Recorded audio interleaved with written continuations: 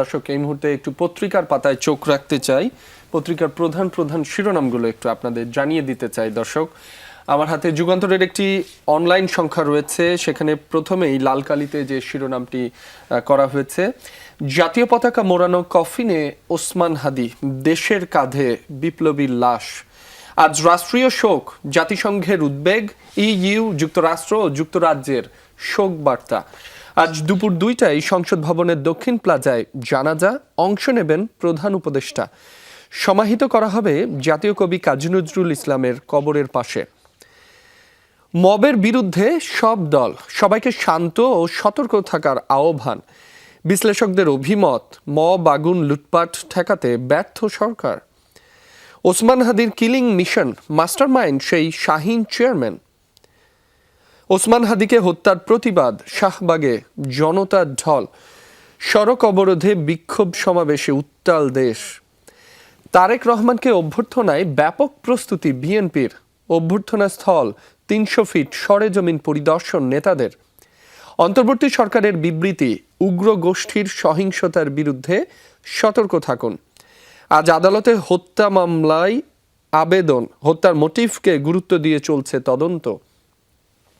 আইন শৃঙ্খলা পরিস্থিতির উন্নয়নের নতুন কৌশল, তফসিলে ঘোষিত সময়ে ভোট গ্রহণে অনড় ইসি। কয়েকদিনের মধ্যে পরিস্থিতি উন্নতির আশা। কাল আইন শৃঙ্খলা সংক্রান্ত উচ্চ পর্যায়ের বৈঠক। তফসিলে বড় ভুল, আপিল দায়ের ও নিষ্পত্তি সময়সীমা পরিবর্তন। সিদ্রা, এই ছিল আমার হাতে থাকা যুগান্তরের প্রথম পাতা থেকে প্রধান প্রধান শিরোনাম। আমার কাছে আছে দৈনিক কালবেলা। কালবেলার প্রথম পাতা থেকে দর্শক পড়ছি, প্রতিবাদে বিক্ষোভ উত্তাল দেশ, বিচার দাবি। এবং সেখানেই লাল কালি দিয়ে যেটি লেখা হয়েছে, শাহবাগ মোড়কে শহীদ ওসমান হাদি চত্বর ঘোষণা, শহীদ মিনারে ছাত্রদের বিক্ষোভ।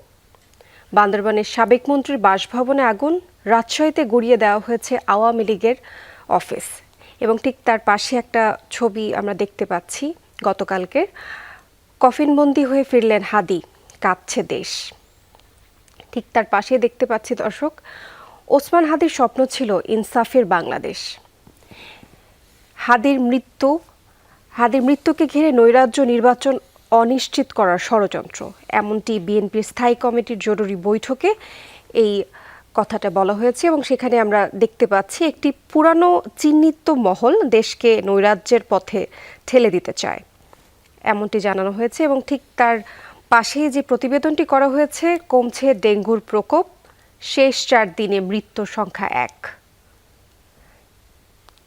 এই ছিল আমার কাছে রাব্বি দৈনিক কালবেলা থেকে।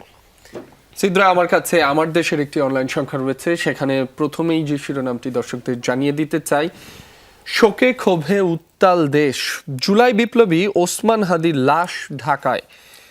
আজ সংসদ ভবনের দক্ষিণ প্লাজায় জানাজা, কবি নজরুলের কবরের পাশে দাফন।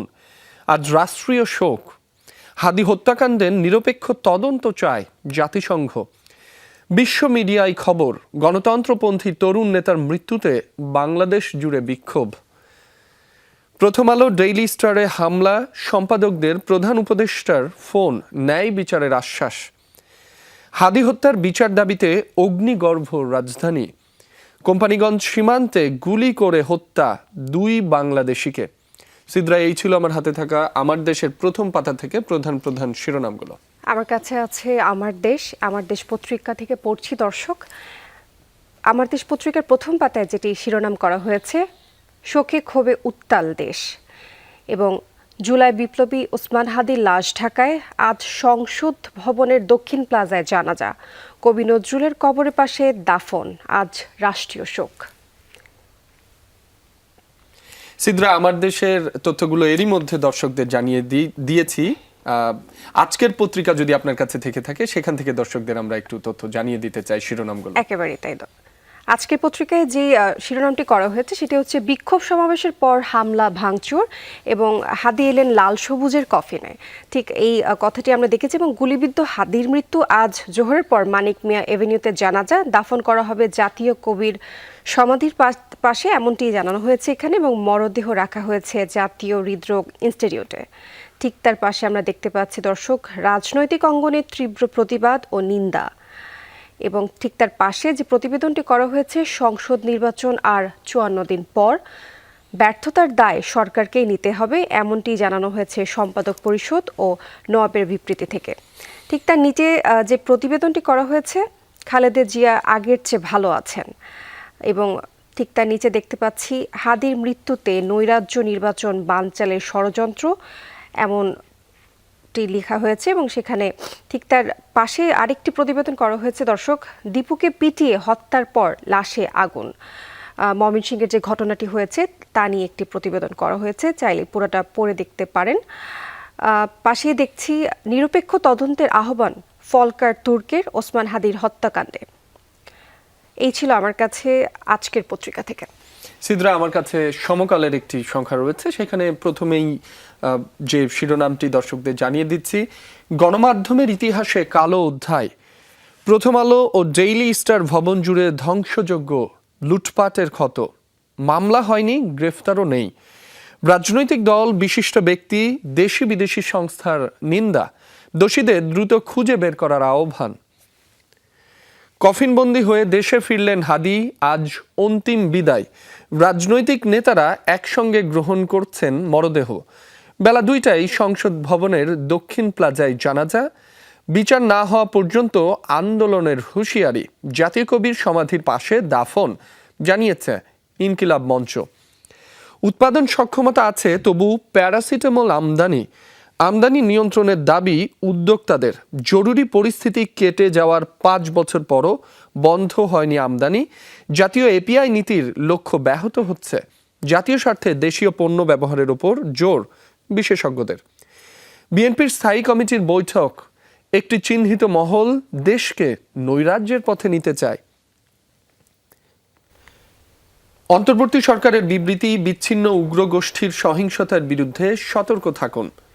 সিদ্রা, এই ছিল আমার হাতে থাকা সমকাল থেকে প্রধান প্রধান শিরোনামগুলো। আপনার কাছে কি রয়েছে? আমার কাছে এই মুহূর্তে রয়েছে দৈনিক ইত্তেফাকের অনলাইন যে পোর্টালটি রয়েছে, সেটি দর্শক পড়ে শোনাচ্ছি আপনাদেরকে। দৈনিক ইত্তেফাকের প্রথম পাতায় যেটি বড় করে শিরোনাম করা হয়েছে, লাল সবুজের কফিনে ফিরলেন হাদি, রাষ্ট্রীয় শোক আজ, বাদজোহর মানিক মিয়া এভিনিউতে জানাজা, দাবিতে কবি নজরুলের পাশে সমাহিত করার সিদ্ধান্ত। এবং ঠিক তার উপরে একটা ছবি আমরা গতকাল থেকে দেখছি রাব্বি, সেই ছবিটাতে আমরা অনেক রাজনৈতিক দলের নেতাদেরকে দেখতে পাচ্ছি। সিঙ্গাপুর থেকে ইনকিলাব মঞ্চের আহ্বায়ক ওসমান হাদির মরদেহ গতকাল হযরত শাহজালাল আন্তর্জাতিক বিমানবন্দরে পৌঁছালে তা আমার দেশ সম্পাদককে শিল্প উপদেষ্টা, বিএনপি ও এনসিপি নেতারা সেখানে হাজির হন। ঠিক তার পাশে আমরা দেখতে পাচ্ছি যেই খবরটি লাল কালি দিয়ে করা হয়েছে, গণমাধ্যম কার্যালয়, সাংস্কৃতিক প্রতিষ্ঠানে হামলা, অগ্নিসংযোগের তীব্র নিন্দা জানিয়েছেন। এবং ঠিক তার নিচে যে প্রতিবেদনটি করা হয়েছে, প্রথম আলো ও ডেইলি স্টার সম্পাদককে প্রধান উপদেষ্টার ফোন, পাশে থাকার আশ্বাস। কিছুটা পড়ে শোনাচ্ছে দর্শক। দৈনিক প্রথম আলো এবং ডেইলি স্টার কার্যালয়ে বৃহস্পতিবার রাতে যে হামলার ঘটনাটি ঘটেছে, সেই পত্রিকা দুটো সম্পাদকের সঙ্গে টেলিফোনে কথা বলেছেন প্রধান উপদেষ্টা প্রফেসর ডক্টর মোহাম্মদ ইউনুস, এবং প্রথম আলো সম্পাদক মতিউর রহমান ও ডেইলি স্টারের সম্পাদক মাহফুজকে জানিয়েছেন ওনাদের প্রতি তিনি গভীর সমবেদনা জানিয়েছেন।